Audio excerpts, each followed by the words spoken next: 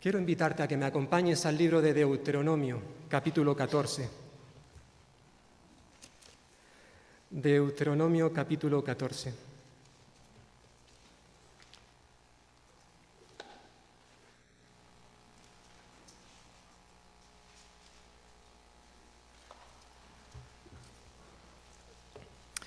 Y vamos a leer los últimos versículos de este capítulo que ya vimos la semana pasada, pero que en esta mañana vamos a recordar algunas cosas.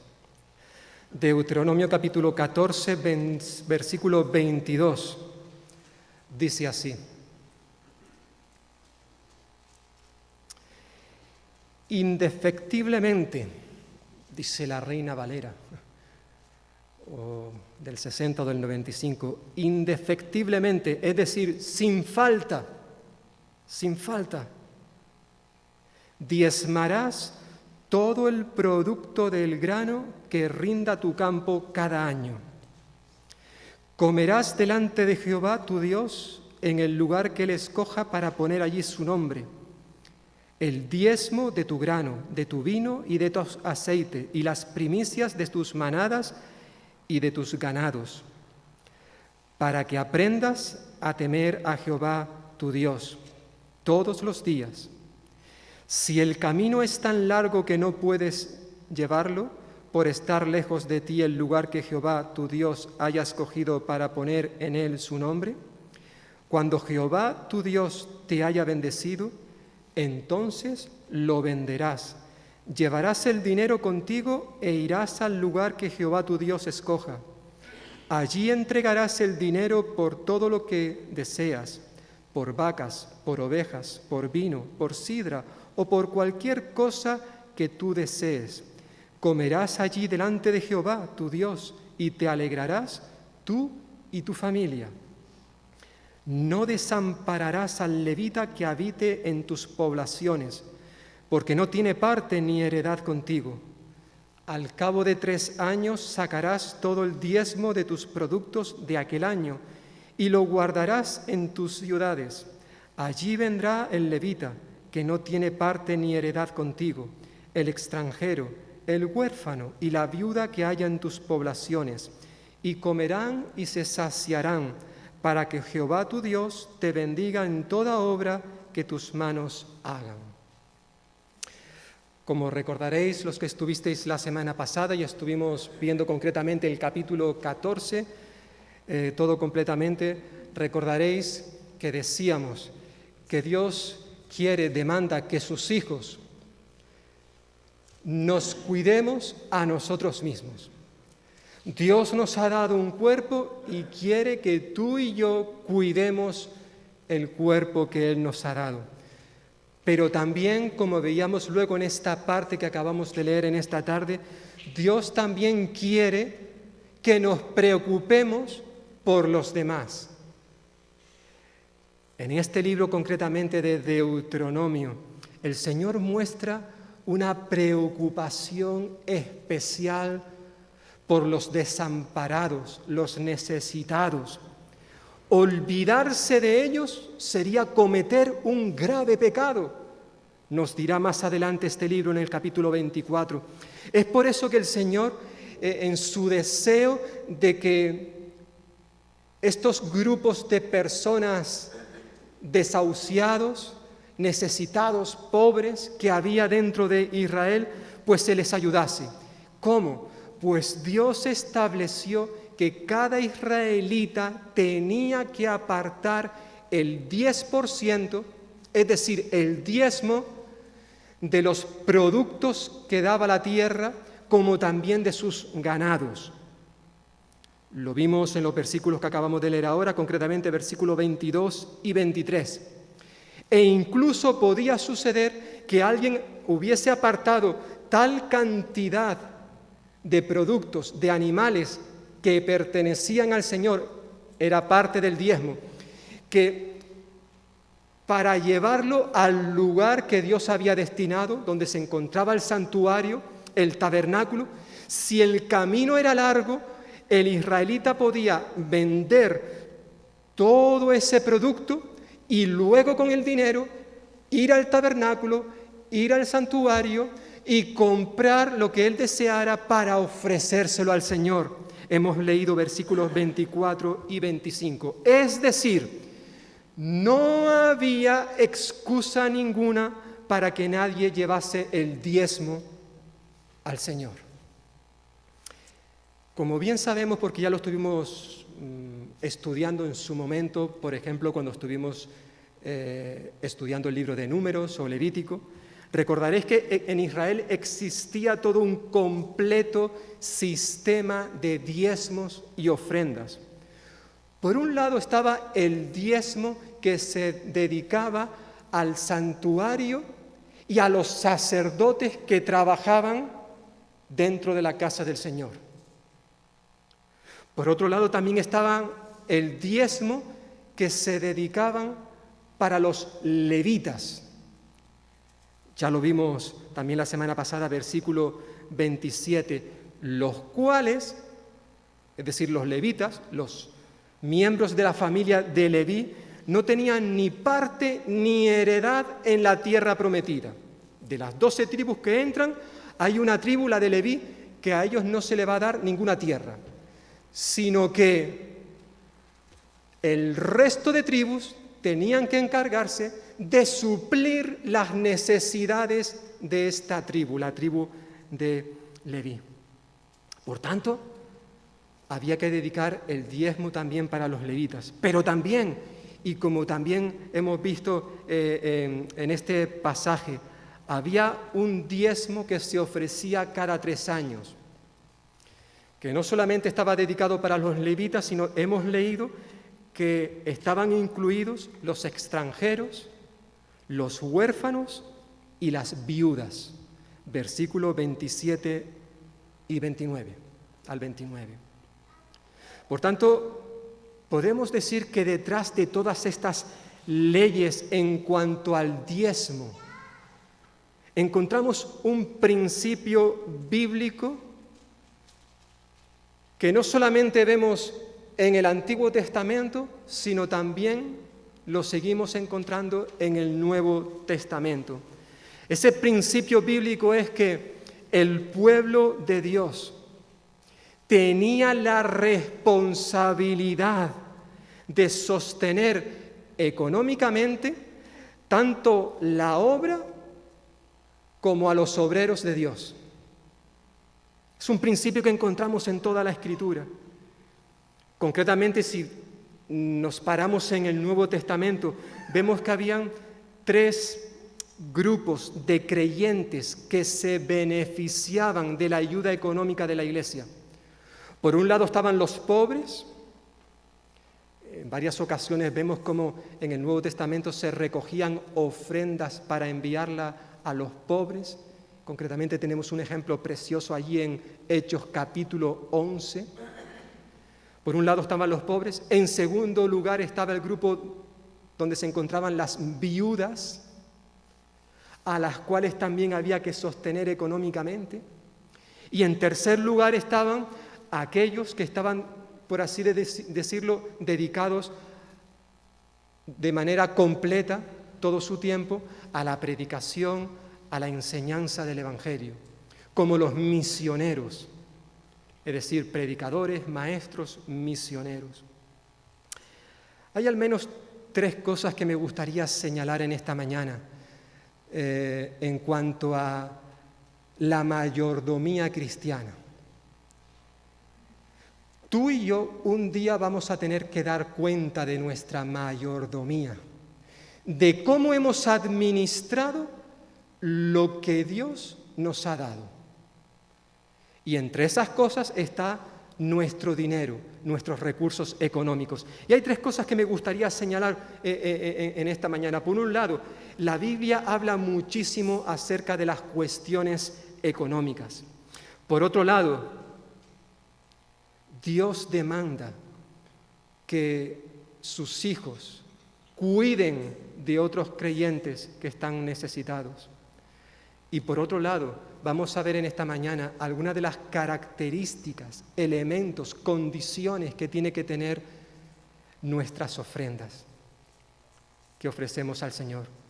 Por un lado, las cuestiones económicas en la Biblia. Es interesante cómo el tema del dinero ocupa un amplio espacio en la Escritura, en la Biblia, especialmente en el Nuevo Testamento. Ya en su día hicimos una especie de diagnóstico, análisis o estadísticas acerca de la cantidad de versículos que aparecen en el Nuevo Testamento, como en el resto de la Escritura, versículos que tienen que ver con el dinero. Y es interesante que cuando uno estudia los primeros 3 evangelios que tenemos en nuestra Biblia, Mateo, Marcos y Lucas, de cada 4 versículos que aparecen en esos evangelios, de cada 4 versículos hay uno que habla del dinero. Y si ya pensamos en todo el Nuevo Testamento, observamos que las estadísticas son de que de cada 6 versículos hay uno que habla del dinero. Y si ya cogemos también el Antiguo Testamento, observamos que de cada 7 versículos que hay en el Antiguo Testamento, uno habla del dinero. Por tanto, esto nos lleva a pensar o a decir que las cuestiones económicas es uno de los temas más importantes, trascendentales que encontramos en la Biblia. Jesús, el Señor Jesús, habló acerca del dinero con más frecuencia que sobre ningún otro tema, exceptuando el reino de los cielos. Por tanto, cuando en la iglesia hablamos del dinero, no estamos hablando de cosas mundanas, seculares, materiales, sino que estamos hablando de cosas, de asuntos espirituales, bíblicos. La Biblia tiene mucho que decirnos en cuanto al dinero. Según los historiadores, el diezmo existía en las civilizaciones más antiguas. No se sabe ni cuándo ni dónde se comenzó a diezmar.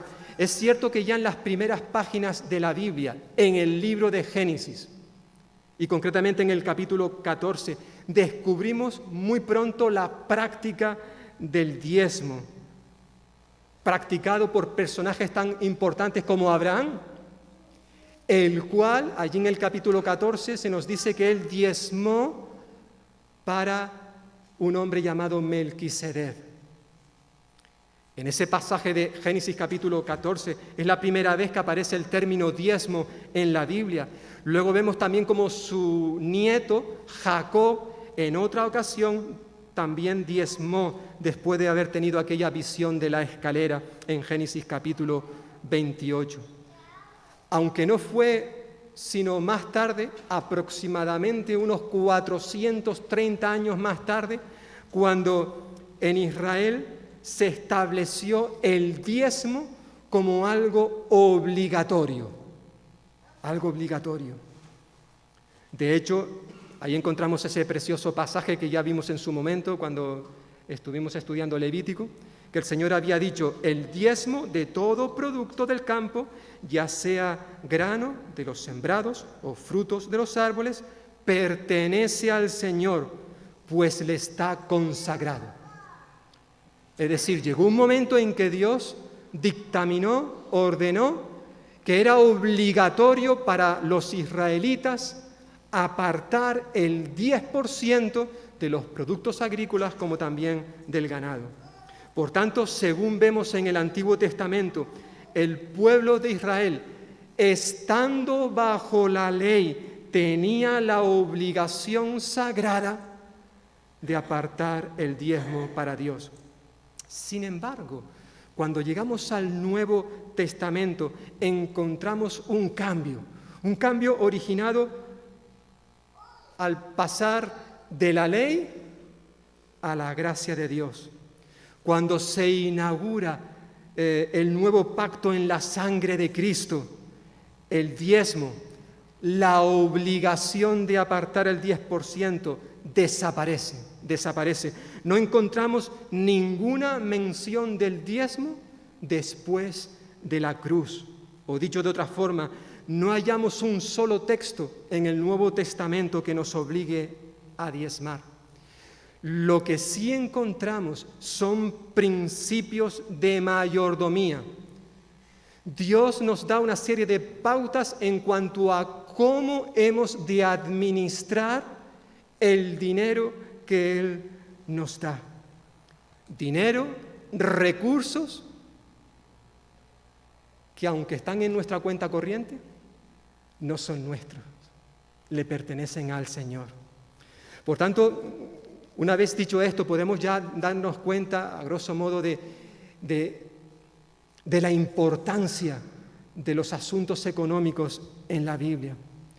Pero también, como decíamos en segundo lugar, Dios también le da importancia a que sus hijos, los creyentes, cuidemos de otros creyentes. El Nuevo Testamento enseña que uno de los deberes y de las responsabilidades principales que los creyentes tenemos los unos hacia los otros es el de cuidar de aquellos hermanos y hermanas que están pasando por necesidades.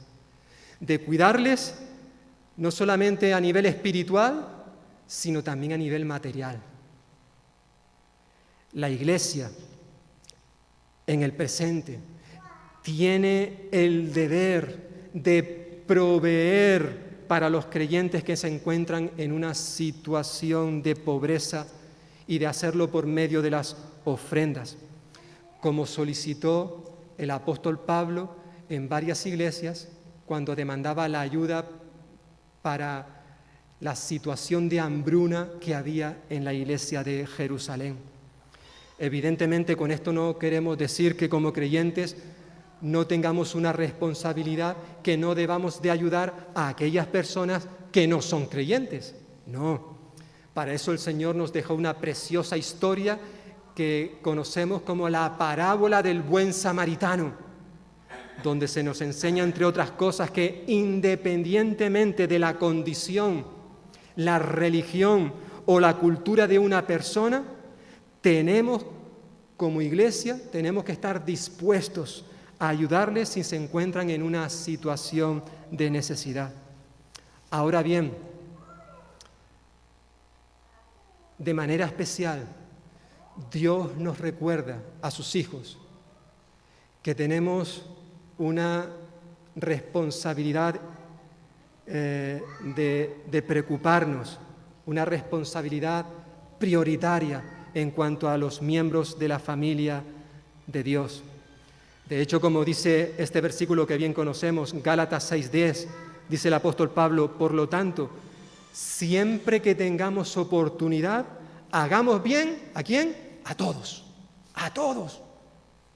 Mientras la iglesia tenga oportunidad de ayudar a todos aquellos que estén en necesidad, tenemos que hacerlo, aunque luego Pablo enfatiza, y en especial a los de la familia de la fe, a nuestros hermanos y hermanas.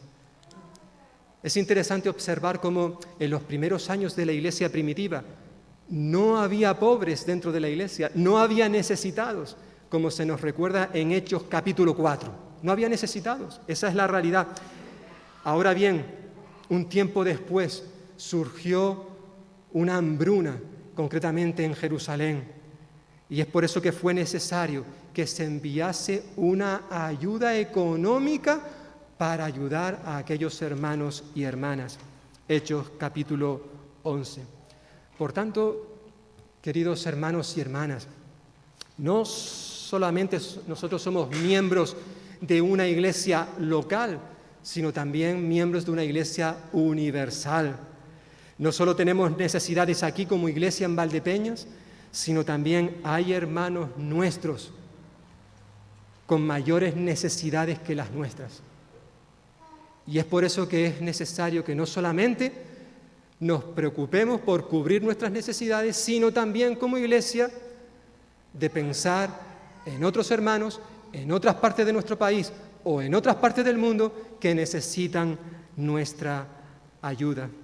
Yo sé que a veces es posible que se nos considere al consejo un poco pesados y hasta quizás un poco abusivos cuando con cierta frecuencia os pedimos algunas ofrendas especiales, ya sea para el ministerio de Puertas Abiertas, o para el ministerio en prisiones, que últimamente no hace mucho cogimos ofrendas tanto para un ministerio como para otro.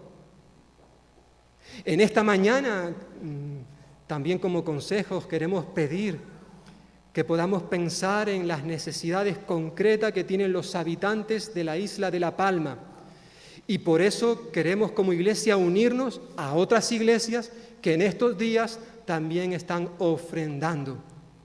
Y no solamente para los creyentes, como se nos recuerda en una carta que escribió el Consejo Evangélico de Canarias, no es simplemente proveer de comida, ropa, porque ya eso lo tienen. Los habitantes palmeros están volcándose hacia estas personas, pero evidentemente muchos de ellos lo han perdido absolutamente todo. Y no se trata de que le demos una bolsa de comida ahora de una manera puntual. Por tanto, no solamente vamos a ayudar a algunos hermanos que a lo mejor se han visto afectados, sino a aquella gente que, no siendo creyentes, necesitan de una ayuda. Y puede ser, como he dicho, algo pesado y hasta abusivo que continuamente estemos recordando estas cosas. Pero hermanos y hermanas, eso es lo que nos enseña la palabra de Dios. Y tenemos en la Escritura, y concretamente en el Nuevo Testamento, ejemplos preciosos que nos motivan, que nos empujan, que nos llevan precisamente a, de manera voluntaria, dar un poco de lo mucho que el Señor nos da para ayudar a otros que están en una situación realmente vulnerable. Dios quiere que nosotros como creyentes nos preocupemos por las necesidades, no solamente de los miembros de la familia de la fe, sino también, como hemos leído en ese texto, según tengamos la oportunidad, que podamos hacer bien incluso a aquellos que no son del Señor. Ahora bien, una vez dicho esto, en tercer y último lugar, sería bueno que recordemos algunas de las características que tienen que tener nuestras ofrendas. Aunque ya hemos señalado que no encontramos ni un solo texto en el Nuevo Testamento que nos obligue a diezmar, sí encontramos principios acerca de la mayordomía, de la administración de nuestro dinero, de las ofrendas. Pablo nos recuerda que para que la ofrenda pueda ser dada con un propósito claro, definido, estas deben de tener ciertas características. Y hay al menos 5 cosas que podemos extraer del Nuevo Testamento. Aunque hay varios pasajes que nos hablan acerca de este tema, de manera especial, estos pasajes los encontramos en las 2 cartas que Pablo escribió a los Corintios, tanto en 1 de Corintios capítulo 16, como en 2 de Corintios capítulos 8 y 9. Y hay 5 cosas que, como he dicho, debería de hacernos, al menos que le prestemos atención en cuanto a las características que tienen que tener nuestras ofrendas. En primer lugar, Dios quiere que nosotros ofrendemos de manera habitual, regular. Es interesante que una de las cosas que primeramente Pablo señala en cuanto a las ofrendas es, por así decirlo, él se dedica a responder la pregunta de ¿cuándo es el momento apropiado para dar mi dinero al Señor? Y en ese texto que encontráis ahí, Pablo dice, cada primer día de la semana, cada uno de vosotros ponga aparte algo. Pablo dice el primer día de la semana, lo que para nosotros sería el domingo. En esta declaración que tenemos ahí, básicamente Pablo nos está diciendo que las ofrendas, nuestras ofrendas, se deben de dar de manera regular, habitual, no al azar o en un momento puntual o especial, como la ofrenda que vamos a recoger en el día de hoy. El principio que se halla aquí es que el creyente ha de ofrendar de manera sistemática. Una vez que recibimos nuestro salario, o nuestra pensión, o nuestra ayuda familiar, una vez que la recibimos, debemos separar la parte destinada para el Señor. De la misma manera que separamos un dinero cada mes para pagar el recibo de la hipoteca o el recibo de la luz o el coche que nos hemos comprado. De la misma manera, como creyentes, hemos de apartar cada semana.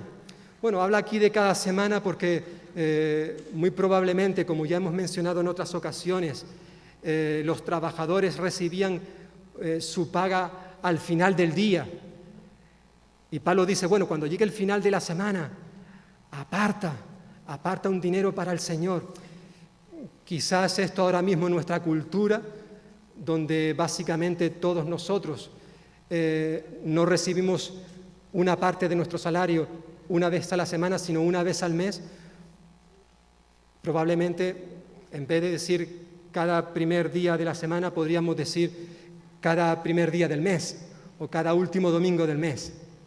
La idea es que de manera regular, de manera sistemática, se pueda apartar algo para el Señor.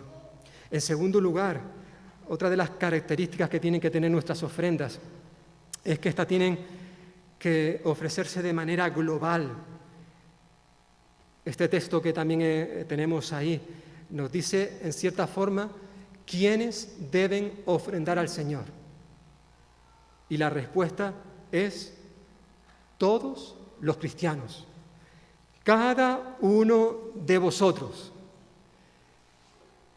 Dar una ofrenda al Señor no es algo que compete únicamente a aquellos que tienen dinero, a los ricos, sino que esta es una responsabilidad de todos los creyentes, los cuales estamos obligados a separar de manera regular, como hemos dicho, de manera sistemática, una cantidad de dinero para ofrecérselo al Señor. Estemos trabajando, seamos pensionistas o estemos cobrando el paro, si recibimos una entrada de dinero, Dios quiere de ti y de mí, de cada creyente, que podamos darle una parte de ese dinero. Además, en tercer lugar, el texto nos recuerda que dicho dinero tiene que ser ofrecido de manera proporcional. Una de las preguntas que hoy en día muchos creyentes se hacen, debido a que aceptan que no estamos bajo la ley, estamos bajo la gracia, por tanto no estamos obligados a diezmar, como hacía el pueblo de Israel. Entonces muchos se preguntan, ¿cuánto tengo que darle al Señor? ¿Qué porcentaje de mi salario? Bueno, en cierta forma Pablo responde con este texto, diciendo que nuestras ofrendas tienen que ser proporcionales a nuestros ingresos. Cada uno de vosotros ponga aparte algo según haya prosperado, dice la versión que muchos tenéis delante de vosotros. Otra versión diría, conforme a sus ingresos, es decir, cada uno ponga algo aparte conforme a sus ingresos o de acuerdo con su sueldo. Es interesante observar cómo el Nuevo Testamento no establece, repito, no establece ninguna cantidad o porcentaje fijo. Por el contrario, sí nos invita al creyente que ofrendemos movidos por el amor. En cierta forma, esta frase que aparece en este texto, que ofrendemos según hayamos prosperado, es una frase incómoda. A muchos ya les gustaría realmente seguir bajo la ley en el aspecto al menos económico, es decir, que el Señor nos dijera una cantidad concreta. En el pueblo de Israel tenían el 10%. Uno lo daba y se quedaba en paz. Pero ahora en cierta forma, las características que tienen que tener nuestras ofrendas nos ponen en una situación, como he dicho, incómoda. ¿Por qué? Porque si el Señor exigía de su pueblo Israel el 10% cuando se encontraba bajo la ley, ahora sus hijos, los creyentes, su iglesia, estando bajo la gracia, adquirimos una mayor responsabilidad. Yo sé que en cuanto a este tema ha habido mucha discusión y la seguirá habiendo en cuanto si es o no es obligatorio dar el 10% de nuestros ingresos. Yo personalmente, como estoy diciendo en esta mañana y ya lo he dicho en otras ocasiones, no veo ningún texto que nos obligue al creyente en el día de hoy a diezmar. Ahora bien, como ya me habéis escuchado en otras ocasiones, mi esposa y yo, como familia, diezmamos. Como mínimo, apartamos para el Señor el 10% de nuestros ingresos. No es porque haya una ley que nos obligue, porque no hay nada que me obligue en el día de hoy a que yo diezme, sino lo hacemos porque creemos que es una forma más de expresar nuestra gratitud, nuestro agradecimiento al Señor. Como hemos dicho al principio, Abraham, el gran patriarca Abraham, diezmó y lo hizo cuando no había una ley que le obligase a hacerlo. No existía esa ley todavía. Esa ley vino más de 400 años después. Sin embargo, aunque él no estaba obligado a diezmar, él lo hizo como también Jacob. ¿Y por qué diezmó? ¿Por qué? Bueno, porque tanto él como los verdaderos hijos de Dios estamos no bajo la ley, sino bajo gracia. Es decir, Abraham diezmó estando bajo la gracia, no bajo la ley. ¿Y por qué, hermano y hermana, yo no puedo hacer lo mismo? No digo tú, yo. ¿Por qué no puedo también apartar como mínimo el 10% de mis ingresos? Porque no lo podemos permitir. Porque yo sé, hermanos y hermanas, que puede haber familias, puedan haber creyentes, que su situación económica no les permita dar como mínimo el 10% y tienen que dar menos.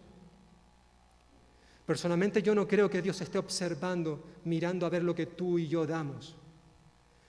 Para Dios lo importante es que lo que le demos, se lo demos de corazón. Y que le demos según hayamos prosperado, según nuestros ingresos. Eso es lo que nos enseña la palabra de Dios. Pero además, estos pasajes de Pablo a los Corintios nos recuerdan que nuestras ofrendas también deben de tener el elemento de la planificación. Hemos de ofrendar de manera intencional. Dice Pablo en 2 de Corintios 9:7, cada uno dé como propuso en su corazón, o que cada uno dé según haya decidido en su corazón, dice otra versión. Esta frase básicamente implica que antes de llegar el primer día de la semana, o el final de mes, o principio de mes, el creyente primeramente ya ha calculado, ya ha decidido, según los ingresos que tiene, cuánto le va a dar al Señor. No es cuestión de que cuando yo llego aquí al lugar de culto, meta la mano en mi bolsillo y piense, a ver lo que tengo hoy para darle al Señor. No, la idea es que nuestras ofrendas, si es posible, sean planificadas, sean decididas ya en casa antes de salir, cuánto le voy a dar al Señor. Hoy vamos a ofrendar para la iglesia de La Palma. Evidentemente, como es una ofrenda especial, antes de venir aquí, ya mi esposa y yo nos sentamos para evaluar cuánto le vamos a dar al Señor en esta ofrenda.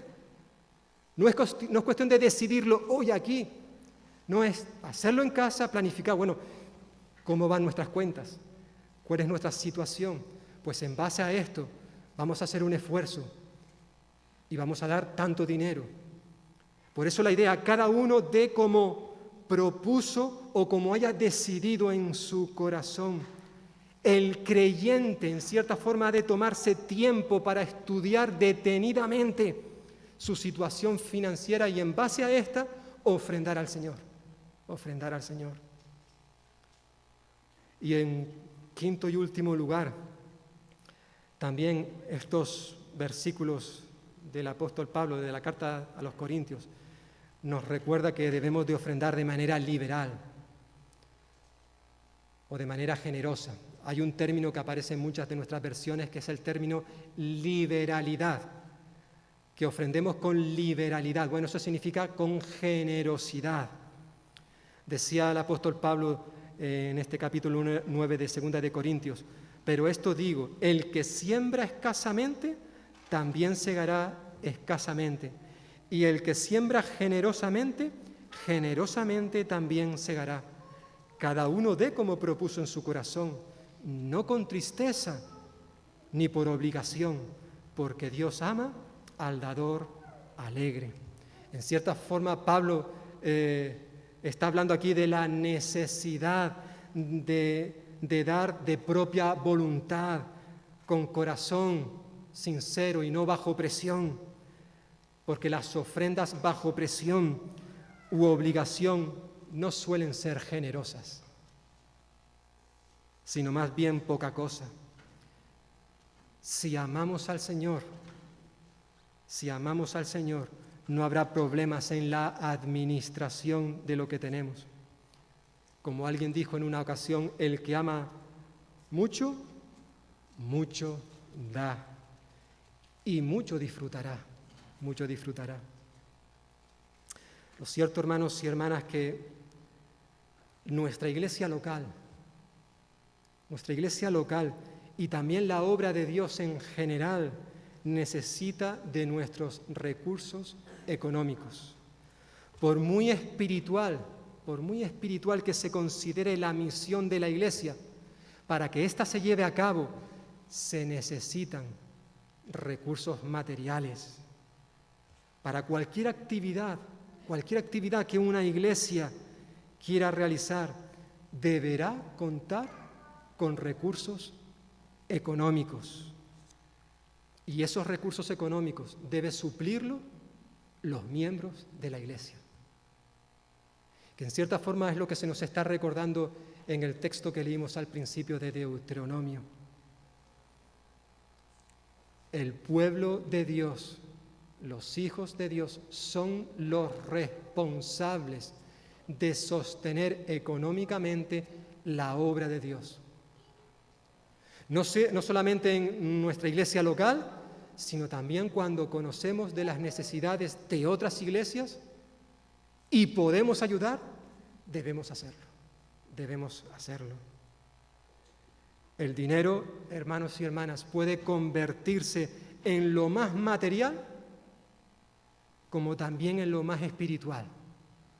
Depende de nuestra actitud y de la utilización del dinero.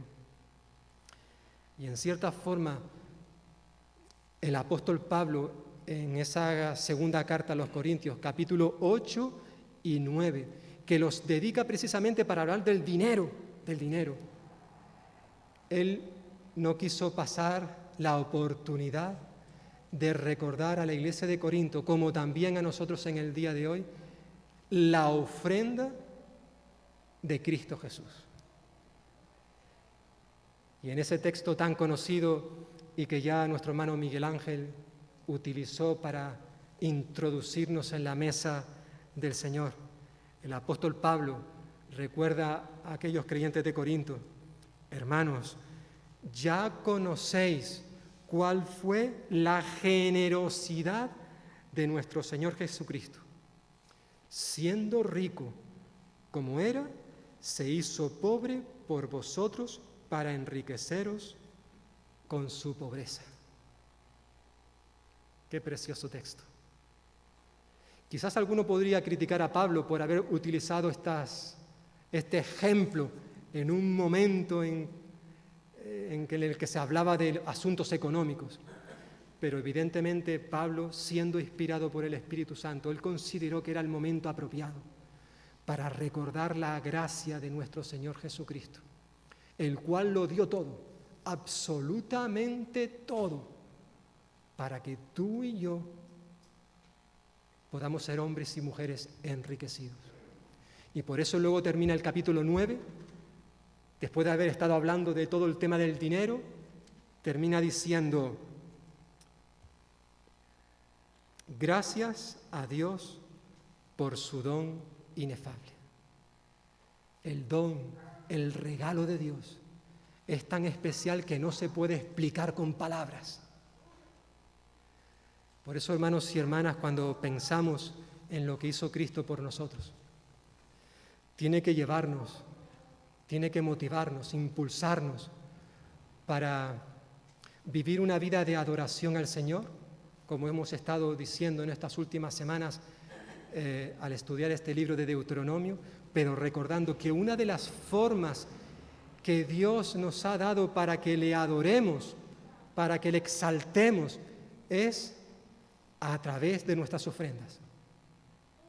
Cuando tú y yo apartamos algo de dinero para dárselo al Señor, y lo estamos haciendo de corazón, siendo conscientes de lo que Él nos dice a través de su palabra, nosotros le estamos adorando, exaltando. Quizás no estemos cantando, pero el ofrendar es un medio que Dios nos ha dado para que podamos exaltar su nombre.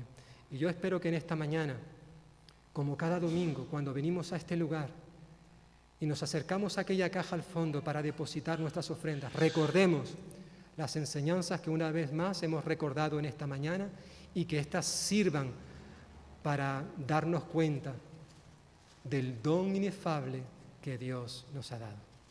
Amén.